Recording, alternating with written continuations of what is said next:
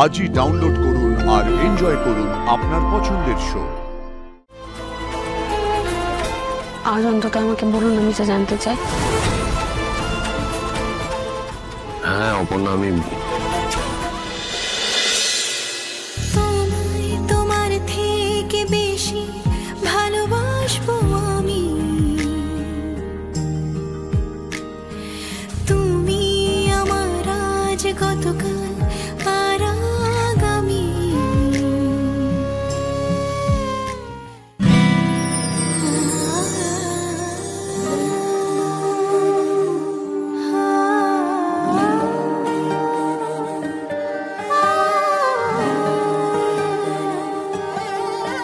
তোমার কাছে যেন পাই খুঁজে আমি আকাশ ছোঁয়ার কাল।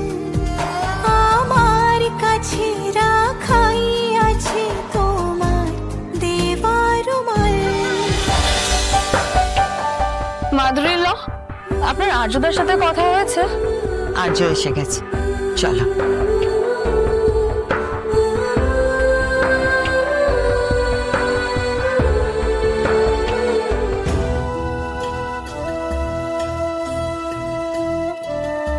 তারা সুন্দরী মা,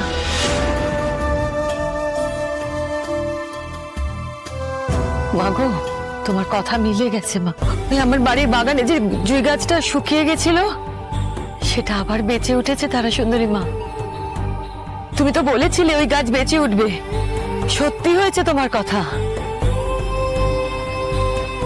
গাছটা আমার মাথা তুলে দাঁড়িয়েছে, নতুন পাতা এসেছে। তোমার কথা আমি চোখ বন্ধ করে বিশ্বাস করি। তুমি বলো আমাকে, এবার সব ঠিক হবে তো? আমার ছেলে মেয়ে দুটোর মুখে হাসি ফুটবে তো? আমরা যেমন যেমন ভাবছি তেমনটাই হবে তো মা? সব কি আর ঠিক হয়? ভুলও তো হয়ে যায়। একটা ভুল সেই থেকে আরো অনেক ভুল, ভুলে ভরে যায়। এ কেমন কথা বলছো তুমি মা? এ মানে কি আরো বিপদ আসতে পারে? না না না না, এইভাবে বলো না তুমি, আর বলো না। অতীত অতীত বড় কঠিন। অতীত কারো পিছু ছাড়ে না। অতীত হঠাৎ করে সামনে এসে সব লন্ডভন্ড করে দিতে পারে। এমন কথায় ভয় হয় মা। এই পথ সহজ ভাবাটাও ভুল। এই পথে অনেক কাঁটা বিছানো, অতীতের কাঁটা। সেই কাঁটা সরলে তবে তো ফুল ফুটবে।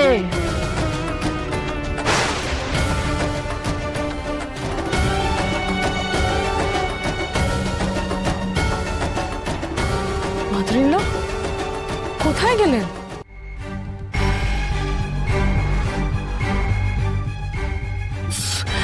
মাধুরীল, মাধুরীল, কোথায় চলে গেছিলেন আপনি? কি হলো, কিছু হয়েছে? মিষ্টিটা নিতে ভুলে গেছিলাম, ওই ফুল মিষ্টিটাই নিতে এলাম আবার। কি আশ্চর্য, আপনি তো গাড়িতে এটা আমার হাত থেকে নিলেন, আপনার নিজের হাতে করে ওদের দেবেন বলে। হ্যাঁ মানে নাবার সময় ভুলে গেছি। কি যে করেন না মাধুরীল। ঠিক আছে চলুন, দেরি হয়ে যাচ্ছে, চলুন আসুন।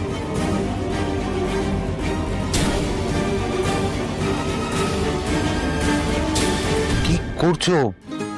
আমি বুঝতে পারিনি আলপনা দেওয়া হচ্ছে, আমি ফোনে ছিলাম তাই। সরি, ছাড়ো। সরি, আমারই তো দেখা উচিত ছিল। এতবার সরি বলার কি আছে? আলপনাটায় পা পড়ে গেলে আলপনাটা নষ্ট হয়ে যেত তো। পড়েনি তো, আমি তো আটকে দিয়েছিলাম। ঠিক যেরকম ভাবে আমাদের কথাটাও বারবার আটকে যাচ্ছে, যেটা বলা খুব জরুরি। আজ অন্তত আমাকে বলুন, আমি যা জানতে চাই। হ্যাঁ অপর্ণা, আমি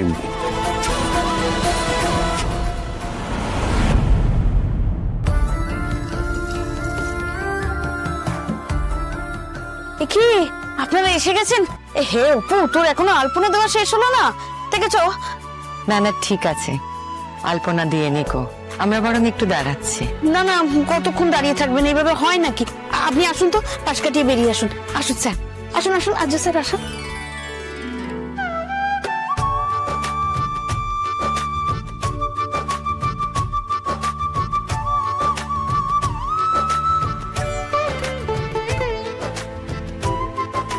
অপুদের একটু কথা বলা জরুরি ছিল দাদা।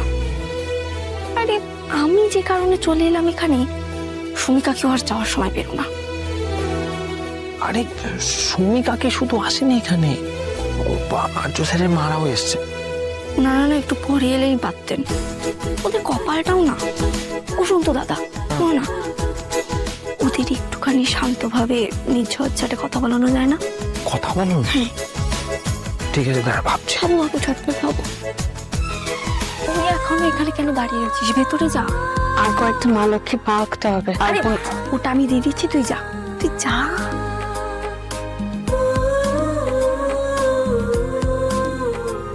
বসুন, একেবারে নিজের মনে করে হাত পা ছড়িয়ে বসুন। সুমিন, বলছি এইটুকু তো জায়গা, এখানে কোথায় আর হাত পা ছড়িয়ে বসবেন বলো তো? বাড়তি কথা বলো না তো, ওনারা এখন হবু কুটুম, এরকম ভাবেই বলতে হয়। কি সুন্দর করে পুজোর আয়োজন করেছেন আপনারা। আমাদের যতটুকুনি সামর্থ্য তার মধ্যে করেছি আর কি। আন্তরিকতা, ভক্তি, এগুলোই তো আসল। মা তো এমন পুজোতেই সন্তুষ্ট হন। ও আই তো, ওরা এসে গেছে। হ্যাঁ চলে এলাম। এসো এসো এসো। এই আমাদের অপুর হবু বর। হ্যাঁ, কিন্তু বয়স বেশি বলে তোমরা সবাই যে আলোচনাগুলো করছে দেখে কিন্তু অতটাও মনে হয় না। আমাদের অপু সুন্দর, দুজনকে বেশ মানাবে। বাড়ির সবাই এসেছেন দেখছি, আজকে বিয়ের পাকা কথাটা কিছু হবে নাকি? জানো কিছু?